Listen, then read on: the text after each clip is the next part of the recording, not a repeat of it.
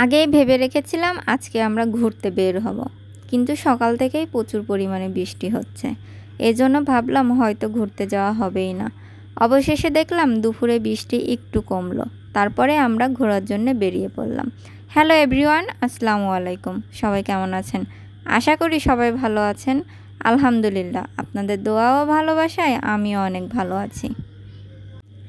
আজকে আমরা ঘুরতে কোথায় গেলাম এটা জানতে অবশ্যই ভিডিওটি সম্পূর্ণ দেখবেন। সকাল থেকে প্রচুর পরিমাণেই বৃষ্টি হচ্ছে, দেখেন রাস্তাতে প্রচুর পরিমাণে পানি জমে গেছে। আর এখন দুপুরবেলা আমরা কোথাও কোনো রিক্সা পাচ্ছি না। আর এইদিকে আমাদের বান্ধবী আমার জন্য অপেক্ষা করছে অনেকক্ষণ ধরেই। তো হাঁটতে হাঁটতেই প্রায় বান্ধবীর কাছে চলে আসলাম, ওরা গাড়ি নিয়ে আমাদের জন্য অপেক্ষা করছিল।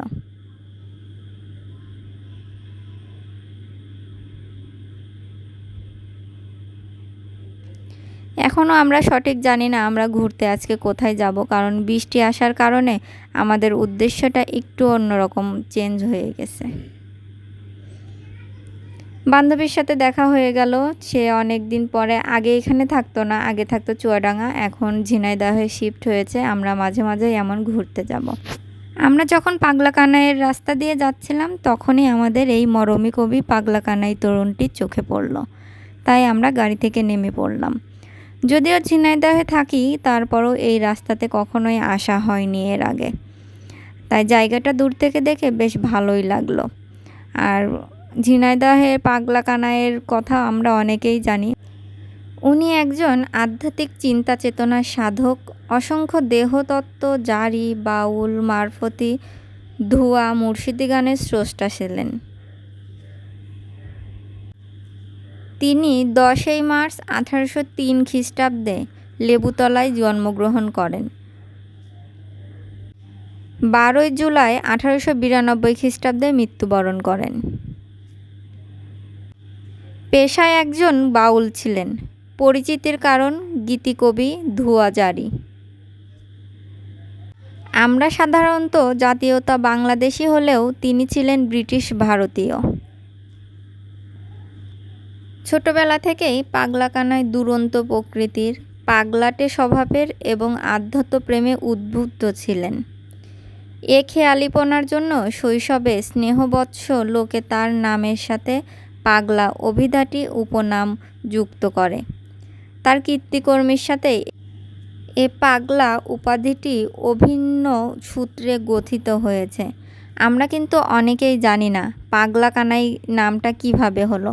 আজকের ভিডিওতে হয়তো অনেকেই জানতে পারবেন পাগলাকানাইকে পাগলাকানাই কেন বলা হয়। তার আসল নাম কানাই, কানাইয়ের সঙ্গে পাগলা যুক্ত হয়ে যায়, তারপরে তার নাম হয়ে যায় পাগলাকানাই।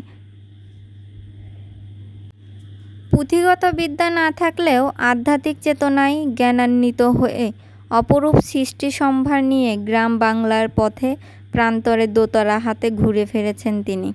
তার কণ্ঠে একটি গান আজও উচ্চারিত হয় মানুষের মুখে মুখে। সালাম সালাম সালাম রাখি দেশের পাই, পয়লা সালাম করি আমি খোদার দরগায়।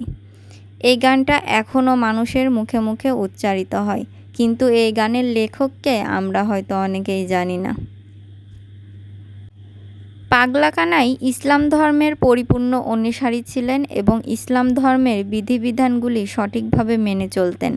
তার বিভিন্ন গানের মধ্য দিয়ে এই অভিব্যক্তি ফুটে উঠেছে। যশোর জেলার কেশবপুরের রসুলপুর গ্রামের নয়ন ফকিরকে তার ওস্তাদ বলে ধারণা করা হয়ে থাকে।